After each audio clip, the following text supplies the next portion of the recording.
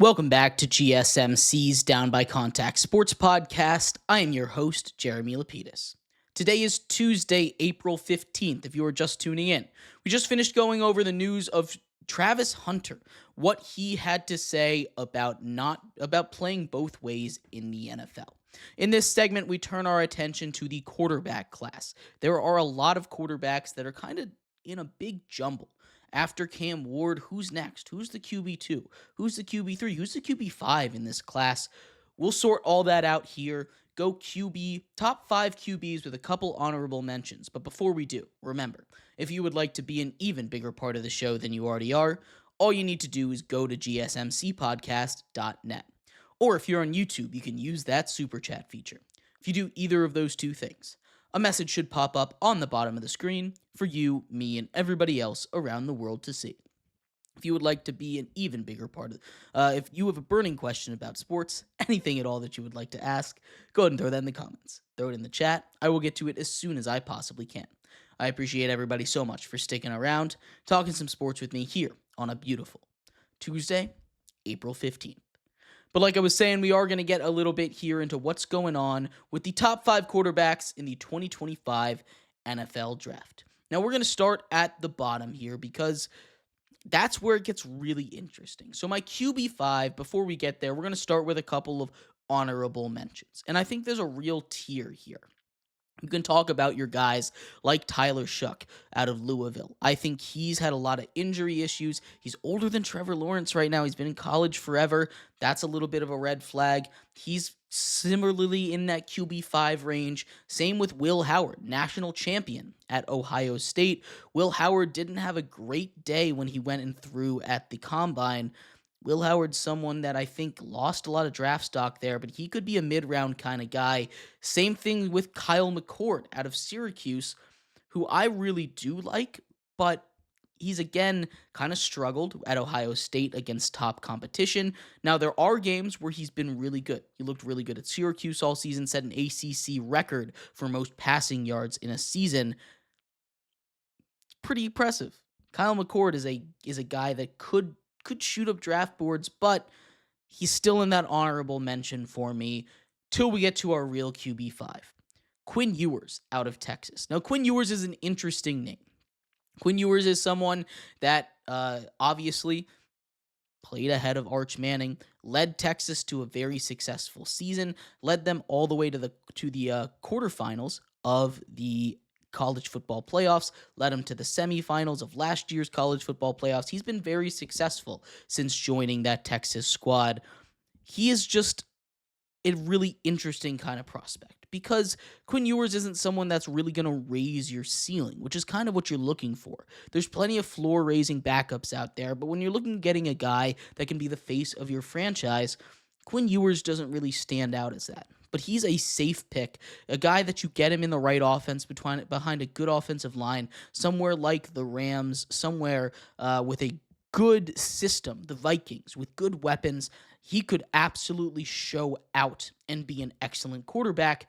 He does need to sit. He's a little bit raw, but that's the same thing that you can say about just about every single quarterback in this class so far. So Quinn Ewers is my QB5, but it's not by a very large margin. After that, there's a bit of a gap between QB5 and QB4, but QB4 for me pretty comfortably is Jackson Dart. Now, we talked a little bit about Jackson Dart in our first segment. I think Jackson Dart is a very solid quarterback. I love what he's able to do with his arm. He's got great arm talent. He's able to fit it in. He's not scared of making those tight window throws, but he doesn't make the greatest decisions all the time. He doesn't have the greatest field vision, and he's someone that I just don't think is necessarily going to translate to the NFL. When I watch him, I see shades. Maybe it's just because he's wearing that Ole Miss uniform of another quarterback that I really liked in Matt Corral. Big arm, can make all the throws, but now we see Matt Corral in the UFL, right? He's not even a backup in the NFL. I've seen people comp him to Zach Wilson. I think that's a little bit unfair. I think he's a little bit different than Zach Wilson, but Jackson Dart's still in that same kind of area, that gray area. Yes, he had a really good showing at the Senior Bowl, but Jackson Dart, again, just not someone that I'm super impressed with, a lot like everybody else in this draft class. My QB3, and this one, might have people coming for my heads on this one, but I think my QB3 is Shadur Sanders. Shadur Sanders, a supremely talented quarterback. His accuracy is among the best we've seen, kind of similar to Tua in the fact that he doesn't have the strongest arm and he isn't necessarily the greatest athlete, but like we've seen Tua be, this is a type of quarterback that can be very successful in the NFL. Shadur Sanders, I think, is someone that, with his ability to read the field, not make mistakes, can be successful, but he needs to be in the right offense. He needs to have a good offensive line that can protect him a little bit. He needs to have good weapons that can beat guys on routes so that he can fit it into those good windows that he's been able to do with Travis Hunter at Colorado, right? Shadur Sanders, I think, is a very, very talented quarterback, but he just doesn't have the upside that I think some of these other quarterbacks in this class does. Shadur Sanders, I think, could be elite, and I think that's the bar, right? QB3, 2, and 1 in my mind all can be elite quarterbacks in the NFL. Quarterback 4 and lower for me, I just don't really see them with that elite ability in the NFL. But Shadur Sanders sure does have that ability to do it. He's just someone that I think needs to rest, and where he's going to go, I just don't think he's going to find the right spot. Now, if he lands in a spot like Minnesota, when they drafted J.J. McCarthy, he lands in a spot where he's able to sit behind someone, have a good offensive line. Maybe that's going to be a really, really good spot for him to be. But Shadur Sanders is going to be a starting quarterback next season for someone, and I just think he's going to be thrown into the fire too quickly behind a bad offensive line, and I just don't think it's going to work out. My QB2, again, don't throw rocks at me, but Jalen Milroe is my QB2. Jalen Milroe, and I've fallen into this trap before, right?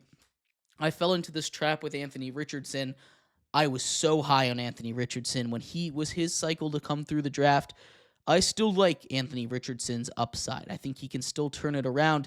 Jalen Milroe is that same kind of archetype. The big arm, athletic, big athlete guy. A guy that's going to be able to run through you. A guy that's going to be able to make every single throw on the field with every single kind of arm angle there is. He's very similar, again, to a guy like Anthony Richardson, a guy like Colin Kaepernick, those kind of guys that were big, strong, physical runners, had elite arms that could make any throw on the field.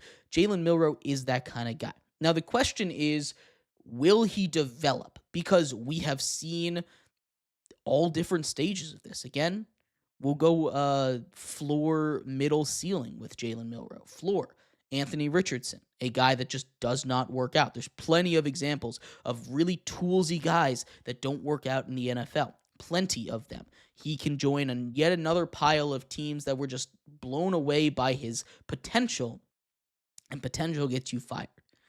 The middle, again, kind of like a Colin Kaepernick. Colin Kaepernick led his team to a Super Bowl. He was really good for a really short peak, but he was elite in the NFL. Obviously, his career ended a little differently than I expect any of these quarterbacks to go. But Jalen Milroe, I think with his kind of ability to play football, I think it's very similar to what we saw with Colin Kaepernick. And then at the top, you've got an MVP level guy with a guy like Jalen Hurts or Josh Allen, who just won an MVP, right? We're talking big physical players, quarterbacks that have super strong arms, can run you over all at the same time.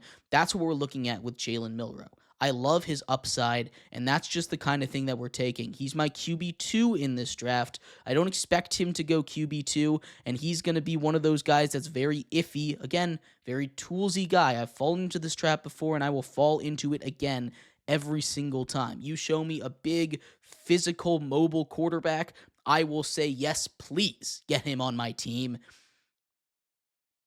But Jalen Milroe, I truly believe, is a QB2 in this class. But then there's a big gap, a huge gap to QB1 where you have Cam Ward. And one of the things that stands out the most about Cam Ward, we've talked on and on about him, is his pocket presence, right? He really jumped off the page to people at Miami, but he did a very similar thing when he was at Oregon State and before that when he transferred before. But Cam Ward, I love. Cam Ward is someone that I think can be a franchise quarterback. I think he's got the highest floor of everybody. I also think he's got close to the highest ceiling. I won't say he's got the highest ceiling.